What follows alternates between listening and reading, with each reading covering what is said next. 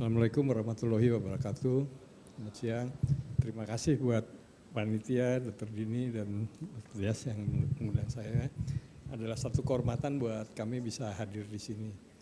Saya dapat tugas dikasih judul Towards Self-Sufficiency in Corneal Transplant. Ini kedengarannya bagus, tapi apakah memang kedepannya seperti ini? Barusan Dr. Dini sudah memperlihatkan bahwa upaya yang dilakukan sejauh ini sangat menarik. Kalau kita lihat di Indonesia, gambarannya nggak pernah berubah. Dari tahun 2000 sampai sekarang kita masih petanya merah. Ya, petanya merah, dan kalau dikaitkan dengan angka kebutaan, kita masih di atas 3%, dan kornea sekitar 5% daripada 3% tersebut. Lalu hubungannya, kaitannya antara kebutaan dengan kemiskinan itu masih sangat erat. Ya. Bank Mata Indonesia mencoba setahun 2015 mengacu kepada pola India, kita mengupload 3 poin, yaitu eye donation atau center atau eye retrieval center seperti yang tadi ditampilkan, kemudian eye bank di mana dia sudah bisa melakukan prosesi, lalu yang terakhir yang tertinggi adalah bank matanya yang punya training center dan sebagainya. Tapi tampaknya hal ini akan selalu berubah. Ya. Kita melihat bahwa upaya kami mencoba membuat satu pola networking yang fungsional. Artinya kalau tadi disebut misalnya eye donation center atau eye retrieval center itu berusaha mengumpulkan di daerah-daerah pinggiran-pinggiran. Tapi tentu kita berharap EDC dari undaan ini sebentar lagi harusnya naik jadi Bank Mata levelnya. Ya. Nah, tapi gambaran-gambaran ini kita coba daftarkan dan dibuat sebagai pedoman, panduannya sudah dibuat dengan rinci bagaimana persyaratan-persyaratannya. Kalau kita lihat sekarang dari sisi Bank Mata Indonesia, kita melihat kalau dalam posisi kita terlihat ada peningkatan. Saya tunjuk aja. Jadi kalau kita lihat ada peningkatan yang cukup lumayan, terutama impact-nya itu kalau dimulai dari tahun 2016 di mana kami mulai menerapkan satu pola. Kalau kita lihat pada pola yang lalu, yang di kanan, garis merah itu menunjukkan bahwa Bank Mata Indonesia dari tahun ke tahun jumlah yang didapat itu ya begitu-begitu aja, nggak pernah terjadi peningkatan. Kenapa? Karena kita sangat tergantung pada tenaga-tenaga yang ada di Bank Mata. Lalu kita melakukan diskusi dengan tadi disinggung kelompok Ahmadiyah yang letaknya tersebar di Jawa Barat, misalnya di Cirebon, di Kuningan, di Tasikmalaya, di Tangerang dan sebagainya, yang tidak mungkin kita capai dengan orang yang ada. Setelah kita bicarakan sama-sama, akhirnya mereka bilang kenapa enggak melatih orang-orang kami. Di kelompok Ahmadiyah itu ada perawat, ada bidan, ada dokter, bahkan spesialis dan sebagainya, dokter gigi. Kami latih dan mereka lah menjadi ujung tombak secara volunteer membantu kita kalau ada kematian. Kenapa? Karena disitulah letaknya, kalau mereka berkumpul bersama-sama, maka bila ada yang meninggal, automatically seluruh jamaah itu tahu, sehingga dengan demikian dengan mudah. Berbeda dengan kalau yang mendaftar satu pribadi-pribadi. Misalnya saya calon dokter mata sejak tahun 84, anak istri saya tahu, anak saya bahkan sudah jadi donor juga.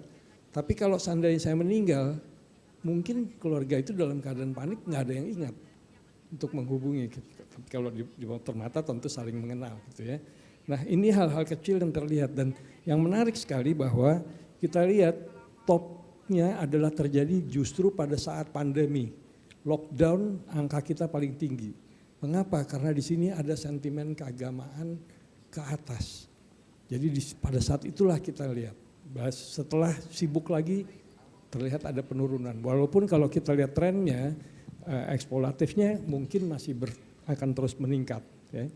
Nah, dan kalau kita lihat di yang biru ini, angka persentase donor lokal kita tampaknya terus meningkat dan pada tahun 2025 ini praktis kita nggak punya donor dari luar negeri sebetulnya. 2024-2025 hampir tidak ada lagi karena adanya perubahan-perubahan peraturan. Ini yang tadi saya gambarkan bahwa disinilah kita masuk sehingga dengan demikian terjadi peningkatan jumlah peserta dan artinya tenaga medisnya, pasien yang meninggal bisa diambil sebanyak mungkin. Kalau kita lihat di sini, kita bisa melihat bahwa distribusi donor kita itu kemana-mana sudah. Artinya tidak hanya rumah sakit tetapi juga klinik-klinik mata bisa melakukan, dan itu kita perjuangkan sejak tahun 2012 dan masuk dalam undang-undang bahwa klinik pun boleh melakukan operasi transplantasi kornea.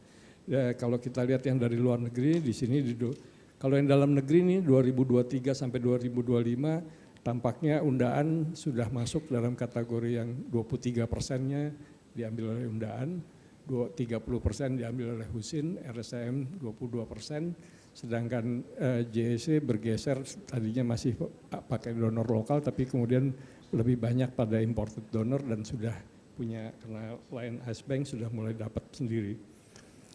Ini yang dari Lion Ice Bank, kalau kita lihat jumlahnya juga meningkat dengan cepat, pendonornya sama seperti yang dilakukan oleh undaan, banyak modifikasi ke sosialita, lalu retrievalnya, tapi kita lihat jumlahnya relatif sangat kecil kalau dibandingkan jumlah yang ininya. Karena apa? Karena lebih banyak per individu dibandingkan ini.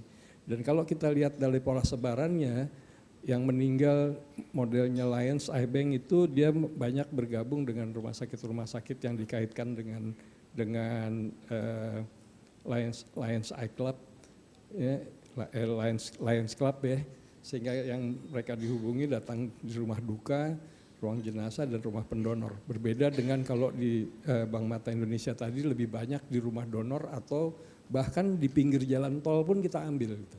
Ya. Kenapa? Karena suasana filmnya, dan mereka sudah memperlihatkan di JC bahwa pergeseran dari operasi yang keratoplastinya tembus menjadi lebih banyak disek dan ya, daripada ininya. Sejak awal saya sudah mengatakan bahwa problem kita tuh sebetulnya lebih banyak nanti pada masalah peraturan perundangan. Ya. Kita lihat bahwa kami sudah terlibat, minimal saya terlibat dari tahun 2012 pada rencana dibuatnya undang-undang tentang transplantasi. Pada tahun 2023 itu jadi, dan 2024 keluar PP nomor 28, sekarang masuk dalam rancangan peraturan Menteri Kesehatan, penyelenggara fasilitas kesehatan, dan khusus transplantasi dan jaringan tubuh. Termasuk diantaranya adalah kaitannya dengan ini.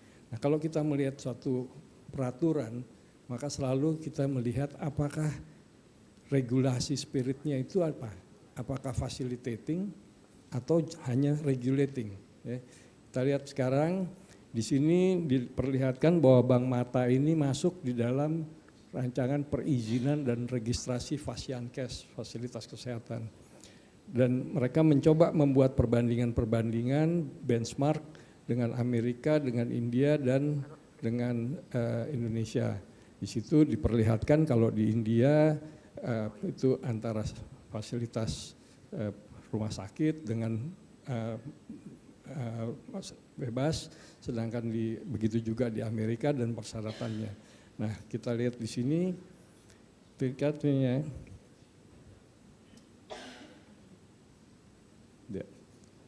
Ini kita lihat dari pola, saya mau ambil sepotong-sepotong aja ya. Dalam pola penjaringan lokal itu konvensionalnya adalah orang mendaftarkan dan menyerahkan, mewasiatkan. Lalu yang kedua polanya adalah potensial donor di rumah sakit yang terminal atau perimortal, brain death dan sebagainya. Lalu yang ketiga adalah by obligation dengan undang-undang kematian dan sebagainya. Presume bahwa semua orang yang meninggal kecuali menyatakan menolak adalah calon donor. Itu ditetapkan secara undang-undang untuk dijalankan opting out. Kalau kita lihat di PP Peraturan Pemerintah 24 ini sudah dilakukan semi opting out. Kalau semasa hidupnya menyatakan bersedia jadi donor, maka kalau sudah meninggal otomatis boleh diambil tanpa persetujuan keluarga. Tapi pasal 328-nya mengatakan juga bahwa keluarga yang tidak ada maka bisa diambil, tidak diperlukan juga. Bahkan untuk di dalam pasal 27 dalam konsepnya, orang yang telah ditetapkan mati batang otak tidak perlu dan tidak diketahui identitasnya boleh diambil. Jadi kesannya seolah-olah memberikan fasilitasi untuk kita memberikan.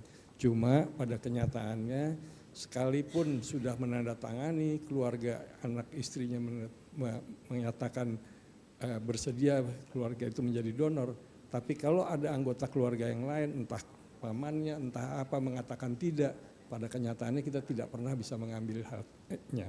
Jadi ini satu kenyataan yang mesti kita hadapi bersama-sama. Lalu kalau kita lihat di sini fasilitasinya bahwa Bank Mata itu akan dapat didukung oleh pemerintah pusat maupun masyarakat ya di sini. Dan kalau pemerintah pusat maka akan ada APBD-nya, akan ada pendanaannya dan sebagainya, tetapi berdasarkan anggaran belanja negara maupun anggaran belanja daerah. Bandingkan dengan India, kalau India itu orang mau bikin Bank Mata, maka dia akan bisa mendapatkan langsung sebanyak 40.000 lak gitu ya. Jadi itu bisa seharga satu spekulur mikroskop dia akan berikan. Dan setiap ada kematian di rumah sakit yang 50 kematian per bulan, maka itu harus menjadi bagian dari jaring Bank Mata. Jadi kelihatan dia secara tegas memberikan. Sedangkan kita mengatakan baru dapat, tapi kenyataannya belum tentu. Selanjutnya kalau kita lihat di sini di PP 24-nya, maka ada hal yang mesti kita baca bahwa di sini pemerintah pusat atau daerah dengan unit pelaksana teknis baik di rumah sakit vertikal maupun di rumah sakit daerah atau instansi tertentu. Jadi kesannya ini akan menjadi satu sifatnya hospital base buat potensial ya. Lalu caranya dengan menerapkan pola pengelolaan keuangan BLU atau BLUD. Ini kita teruskan. Masyarakat dinyatakan boleh sebagai badan hukum kesehatan dan nirlaba. Ini community base-nya kita lihat. Ya, seperti yang sebenarnya sekarang berjalan dari Bank Mata Indonesia. Ya. Nah, kita lihat dibuat perbandingannya, di situ juga ada bagian-bagiannya, community base dan sebagainya. Tapi kalau kita kembalikan pada masalah pembayaran, ternyata masih dikatakan bahwa donor itu harus menyatakan bersedia membiayai apabila semua proses yang ada dengan dan sebagainya. Artinya di situ ada peluang bahwa kita bisa mendapatkan pendanaan. Lalu kalau kita teruskan lagi konsepnya, ada pengertian hospital base, transplantasi organ, dan transplantasi jaringan tubuh, di mana bisa dilakukan di rumah sakit dan bisa dilakukan di puskesmas dan klinik dan sebagainya. Dan ini menggabungkan satu komunitas. Pada waktu itu yang kami sangat memperjuangkan adalah karena kita mengambil dari rumah ke rumah dan tenaga kesehatannya bisa dari mana saja, sepanjang mereka mendapatkan legitimasi dari Bank Mata, maka dia harus mendapatkan perlindungan hukum. Dan itu dimunculkan dalam undang-undang bahwa bisa mendapatkan perlindungan hukum karena dikatakan bahwa boleh dilakukan di mana saja. Jadi itu satu poin yang kami perjuangkan dan itu berhasil. Selanjutnya kalau kita lihat, mereka mengatakan bahwa donor itu harus mendaftar melalui fasilitas kesehatan dan akan dikelola menjadi satu sistem dalam sistem seperti Indonesia Sehat dan sebagainya. Sedangkan kalau kita lihat bahwa pendaftaran donor kita ada yang modelnya adalah advokasi dalam satu kelompok-kelompok di masjid, di gereja, di mana yang seperti diperlihatkan tadi, tapi juga yang melalui sosial media, by online, digital dan sebagainya. Ini menunjukkan bahwa tidak ada batas lagi wilayah. Ya. Sekarang kita melihat hal yang perlu kita diskusikan. Community base yang sudah berjalan selama ini umumnya didasarkan oleh perasaan keagamaan, social sentiment untuk terlibat dan sebagainya. Kita melakukan advokasinya adalah kepada kelompok masyarakat, kepada key leader, dan orang sehat. Orang-orangnya semua sehat. Kalau kita bandingkan dengan hospital base, maka mereka petugasnya itu harus berbicara kepada pasien yang terminal atau keluarga yang sedang merasa dalam kesedihan. Hal yang mesti kita ketahui bersama bahwa semua yang keluarga yang anggota keluarganya terminal atau meninggal atau bahkan sudah meninggal itu selalu dalam keadaan tidak puas terhadap pelayanan di rumah sakit. Jadi itu satu hal yang mesti kita perhatikan betul. Kita sudah pernah mencoba dulu di rumah sakit, hubungan yang ada adalah tingkat kesulitan yang lebih besar untuk menolaknya. Jadi ini satu hal yang mesti kita lihat, perhatikan. Dan kalau kita dapatkan dari pola community, maka kita bisa mendapatkan baik individu, keluarga maupun satu kelompok masyarakat. Jadi berbeda dengan yang lebih bersifat di hospital yang lebatnya. Lalu kalau kita lihat selanjutnya, pada community base ini betul-betul community involvement merupakan dasarnya dari masyarakat. Kenapa? Karena angka kebutaan yang 3% itu, kalau kita kembali kepada ilmu kesehatan publish, itu mengatakan bahwa angka penyakit di bawah 1% itu adalah urusan rumah sakit, departemen kesehatan. Tapi kalau sudah di atas 1% dari penduduk, itu merupakan masalah sosial. Jadi wajar kalau non-government organization. Tapi kesan ini justru dipelintir mengatakan LSM kok ikut-ikutan urusan medisnya. Ya. Jadi kalau kita mengatakan seperti itu ada satu hal yang kita mesti lihat. Petugas-petugasnya tadi kita lihat adalah sukarela.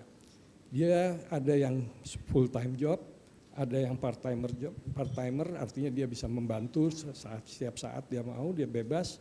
Dan kita membutuhkan digital networking, artinya dari kita lihat bahwa tadi diperlihatkan oleh Dr. Dini bahwa berhubungan dengan rumah sakit lain, dengan di daerah dan sebagainya. Dan tidak ada batas secara digital. Harus diingat bahwa Bank Mata itu tugasnya 24 jam, 7 hari seminggu. Artinya sangat siap, harus selalu siap dipanggil setiap saat di mana ada kematian, di mana saja, di tempatnya di mana saja. Nah kalau kita lihat dari sisi rumah sakit, maka dasarnya adalah otoritas dan peraturan. Harus dilakukan oleh unit pelaksana teknis. Keuangannya APBN, APBD, dengan pola keuangan BLU dan BLUD.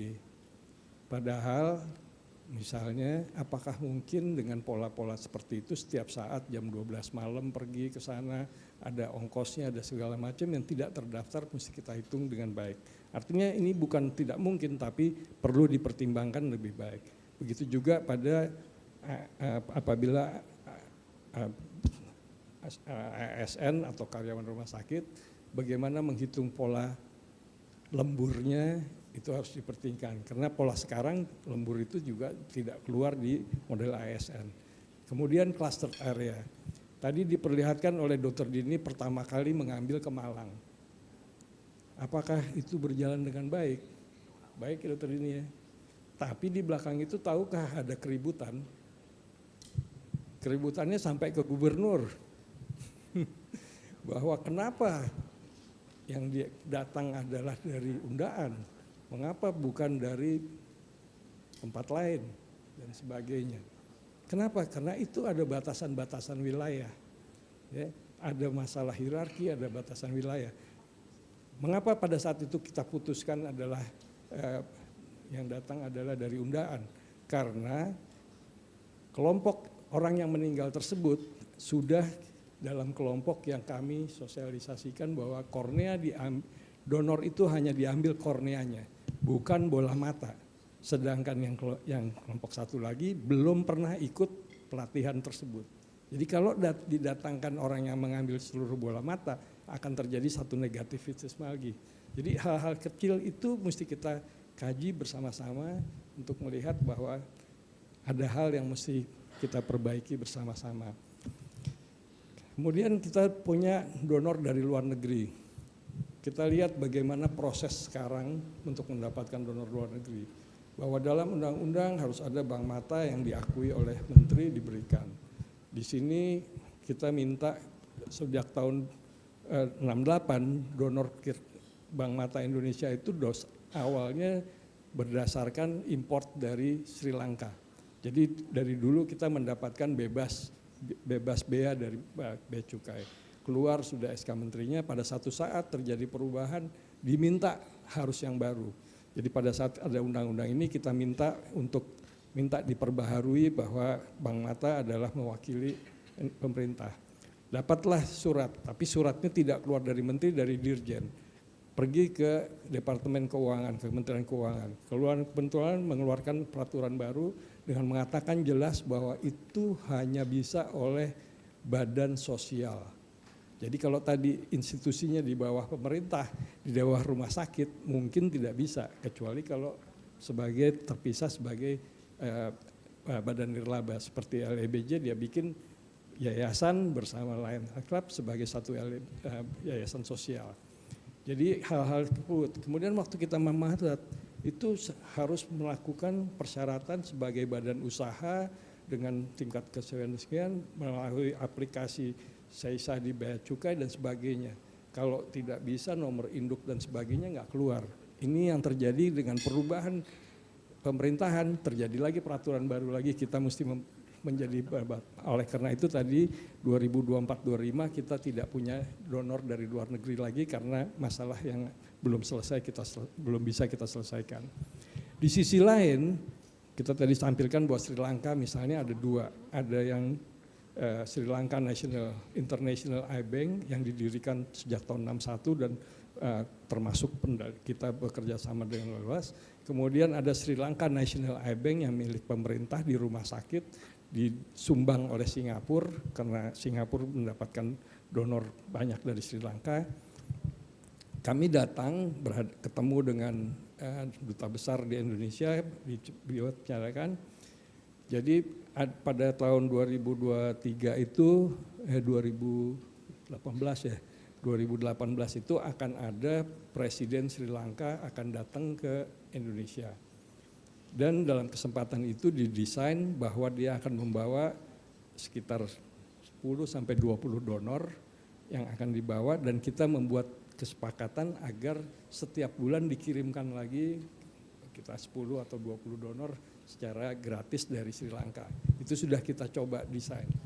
Pada saatnya di istana apa yang terjadi adalah walaupun kita sudah bernegosiasi, berkomunikasi dengan Kementerian Luar Negeri, ternyata pada saat itu, pada saat kedatangannya, donor itu tidak bisa diberikan. Artinya tidak diberikan secara resmi, tapi diberikan kepada kami juga, tapi lewat belakang. Mengapa? Karena pemerintah Indonesia mengatakan tidak ingin menerima dalam bentuk bantuan sebagai negara. Karena kalau negara yang membantu, artinya pemerintah Sri Lanka memberikan pada pemerintah Indonesia, maka pemerintah Indonesia melihatnya sebagai hutang. Artinya satu institusi negara tidak bisa, harus dibalas replikasinya. Jadi kecil kelihatannya, tapi itu memperlihatkan bagaimana kerumitannya. Nah kalau kita lihat sekarang panel discussion-nya, PPMTI-BM ini sudah berdiri dari tahun 68, tahun ini mulai tahun kemarin muncul isu bahwa pemerintah Kemkes membuat bank mata di rumah sakit vertikal, di mana pada upacara pertamanya di RSCM, kemudian dikatakan juga di Sanglah yang sudah bergabung dengan Bank Mata Indonesia tapi mengatakan sendiri, kemudian juga kalau nggak salah Jogja juga membuat satu bank mata di rumah sakit pemerintah, dan itu disebarkan di seluruh rumah sakit vertikal. Itu membuat pertanyaan. Jadi kalau kita lihat hal ini ada kaitannya, kemudian kita teruskan bahwa akan ada yang namanya Bank Mata Pusat.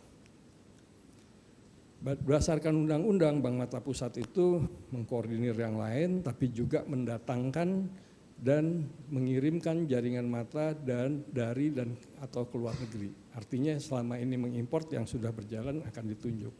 Nah, kalau kita melihat benchmarknya di situ diperlihatkan ada iBank Association, ada eBay India, dan kita masih dengan kata Bank Mata Pusat. Walaupun di situ tercantum pasal 4 Menteri membentuk Bank Mata Pusat, yang existing adalah Bank Mata Indonesia, BMI atau PPMTI ini. Ya. Kalau kita melihat pada AIBA yang tadi digambarkan, paling atas ada Global Association, Global Alliance, kemudian ada European iBank Association, ada iBank Association of America, ada ASEAN Association of iBank Asia, yang terdiri dari sudah ada dari India, dari eBay, kemudian Filipina yang juga mengirim pada kita, Singapore iBank, Hospital Authority iBank, ya, dan ada Taiwan Nasional, Indonesia ada Lions iBank dan ada Vietnam National iBank. Dan pada tahun 2024 kita menjadi tuan rumah dari World iBank Association. Kita jelaskan kondisi-kondisi tersebut, maka kita melihat bahwa tampaknya kita yang terbaik adalah apabila PPMTI BMI itu berubah nama atau berubah menjadi Asosiasi Bank Mata Indonesia, di mana apa yang sudah tercantum di kita di 19 lokasi, kemudian ada hospital itu bentuklah menjadi asosiasi, walaupun yang selama ini sudah kita jalankan dengan sebaik mungkin. Tapi itu adalah maunya kita.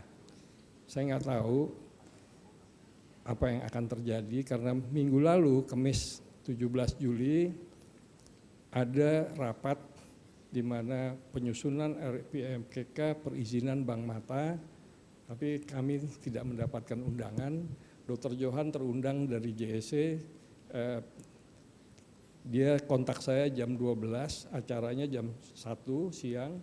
Saya juga baru dapat, kata Dr. Johan, Dokter Prof bisa datang nggak? Saya bilang saya nggak diundang, bagaimana saya mau wakili? Jadi itu nggak tahu ceritanya bagaimana, artinya. Cuma yang saya dengar salah satunya adalah masalah perizinan, dalam konteks perizinan itu tidak lagi tersebut adanya kegiatan yang sifatnya NGO tadi, yang ada adalah di bawah rumah sakit. Nah, kalau kita bicara di dalam rumah sakit, tadi semua rumah sakit mata.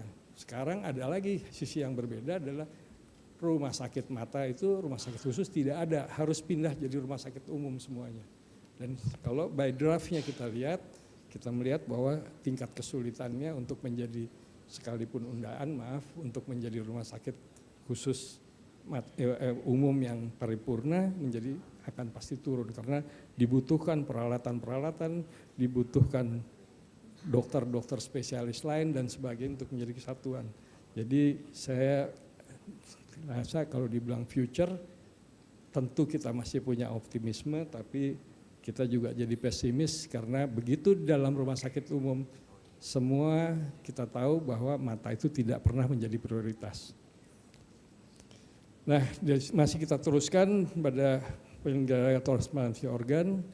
Mungkin kalau saya mau positive thinking, walaupun saya tercantum sebagai anggota di Komite Nasional Transplantasi, tapi posisi saya dimasukkannya sebagai di bagian akademisinya, sedangkan Dr. Johan yang terundang dalam pemberi layanan. Mudah-mudahan masih bisa terpikirkan ke depannya.